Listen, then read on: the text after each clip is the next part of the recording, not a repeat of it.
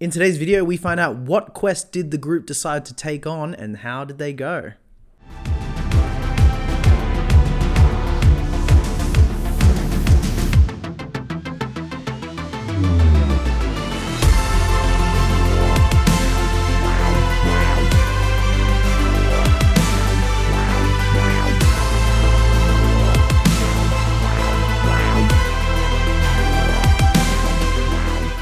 Hello everyone and welcome back over to the DMSide. This vlog series is about running the Dragon of Icespire's Peak Essentials kit. We're into week 4 now, so if you're jumping in and you'd like to start from week 1, click on this link up in the top here or go down into the description below. It'll take you to episode 1 and we'll see you back here in like 3 or 4 episodes. Last session, the players woke up after finally bringing back Bartha's provisions to her and then going off and finding her unfortunate now dead son's bodies and they retrieving their money. Bartha has paid them. On top of that, they've gone to Harbin and Harbin has paid them as well. And now he's offering them 3 new missions. For new DMs, this is a crucial moment for you. Don't overwhelm yourself.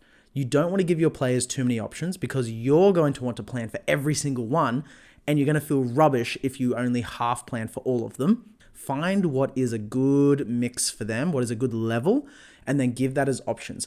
Usually I'll pick something that is 2 low levels and then 1 medium level to challenge them, as well as for your players, you don't want to overwhelm them. If you give players too much choice, they won't know what to do. They'll feel confused, they'll feel lost, and then they'll spend a lot of the night actually just talking about, well, what do we do? That takes a good hour at least to make these decisions, especially for people who haven't played before. Here's what I offered my players. I said to them, well, here's one option. The Gnomes of Gnomengard have a wizard hat and Harbin Wester wants it because it's going to protect him from a dragon attack.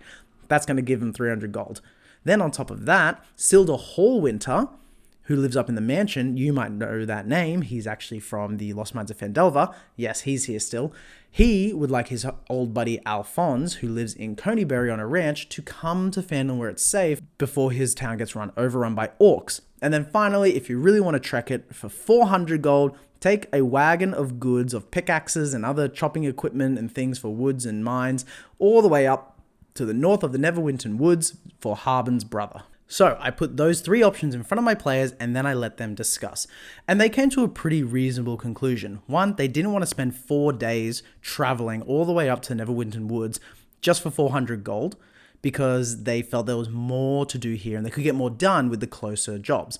So they thought, okay, the Gnomes of Gnomengard sounds like a cool wizard hat that we could use, or we could go to this Alfonse guy and save him, protect him from orcs. We do want to go and see the person in the mansion, so this is a good way to actually introduce ourselves. The party eventually decided that was the order they were going to do it. Alfonse first, then the Gnomengard, and then they'll head up to the Neverwinter Woods, should nothing else come up. What else could come up? I mean, it's just Dungeons and Dragons where anything and everything happens. They went up to the mansion. Now, in the Lost Mines of Phandelver, this mansion is derelict. It's destroyed. It's the hideout for the Red Brands underground. There's a Wraith, I believe, in there.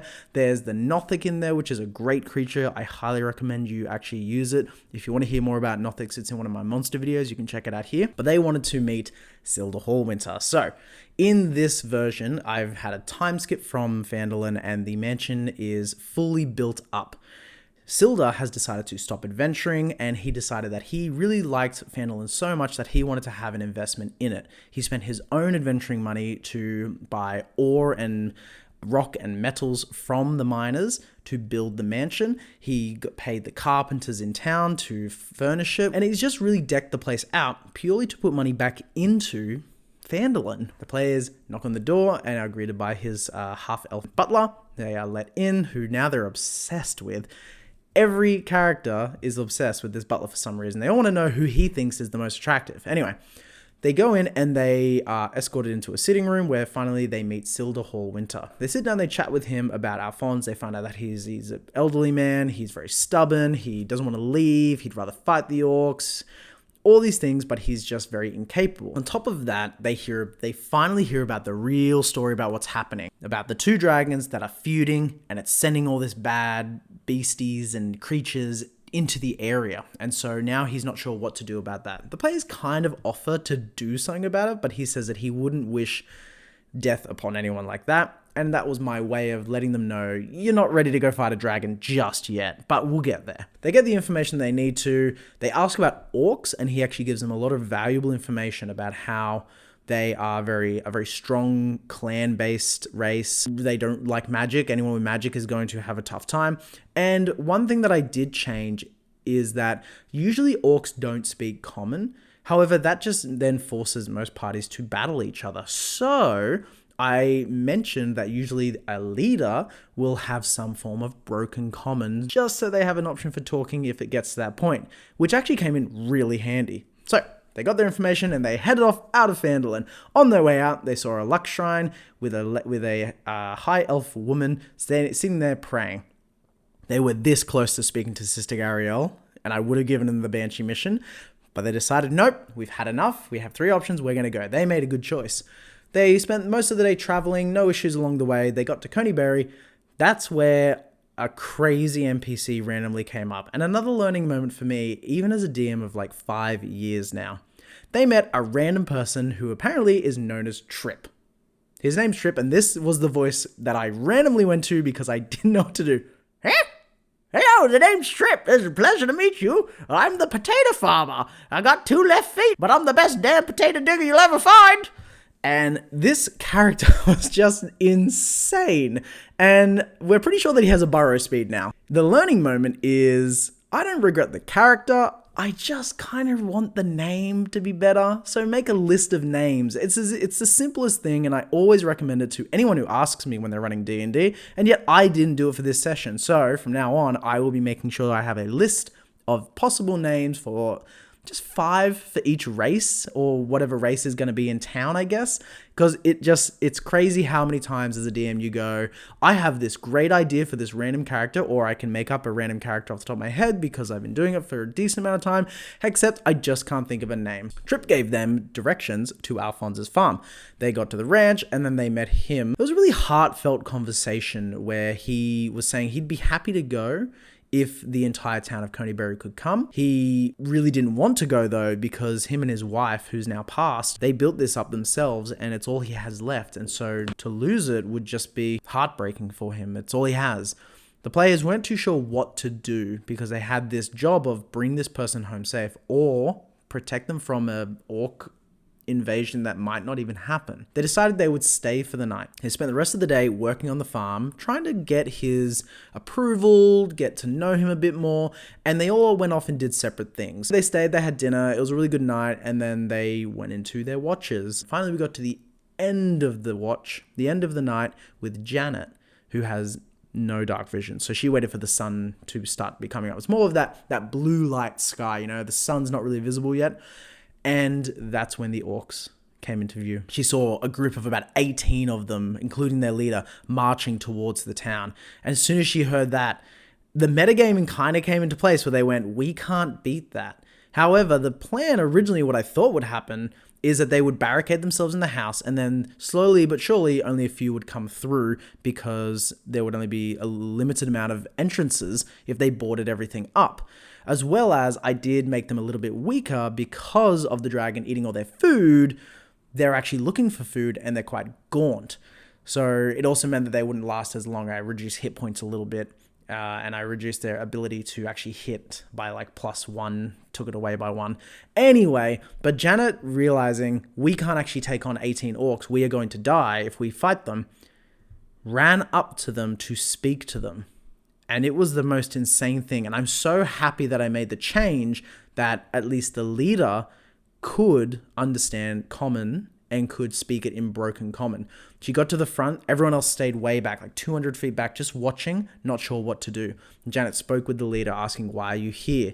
And what can we do for you? The leader explained, we're here to take the place because we need food. And then Janet thought, well, what if we can offer you food for the rest of your life, but you don't get rid of Conyberry and you don't steamroll this town today? And she offered, we can kill the dragon. That was a really interesting moment. That's what the orc wants. The orc wants the dragon to be killed. The orc wants their home back. So he asked, are you strong? Janet replies, yes. And then we roll initiative. Trial by combat, just one-on-one. And it was one of the most entertaining sessions so early on in a campaign where everyone just watched to see how this back and forth would go. Eventually, Janet managed to go into a rage, and Janet managed to take such little damage that she was slowly beating down this orc leader. It got to a point where she got to roll 2 hits, she smashed into the first one, and then he caught her fist in the other, turning, looking at her, dropping the hand, and then agreed, "You are strong. You're going to kill the dragon." Then she tried to say, "Well, maybe we could do it together." He's like, no. You said you'd kill the dragon. You have 40 days, 10 days. And that's where we ended the session. And I was just floored by the choice and then how it went. Because really, 18 orcs would actually steamroll level 2 characters. However, I had planned for a tough battle. I did not plan for a conversation. I just wanted that to be an option for the future. So it was a really interesting moment. They leveled up to level 3, where we're going to sit for quite a while because level 3 is a very confusing level for brand new players because it's where you get subclasses, it's where you get more abilities, you get a lot more things to do. Next session, I am expecting that they are going to go back to Phandalin. They'll probably leave Alfonse there. They've protected the town for now. They're now on a time limit, so we're going to get a little calendar up so we can actually mark away what's going to happen and how often things happen so they can keep in time with this timer for the 40 days.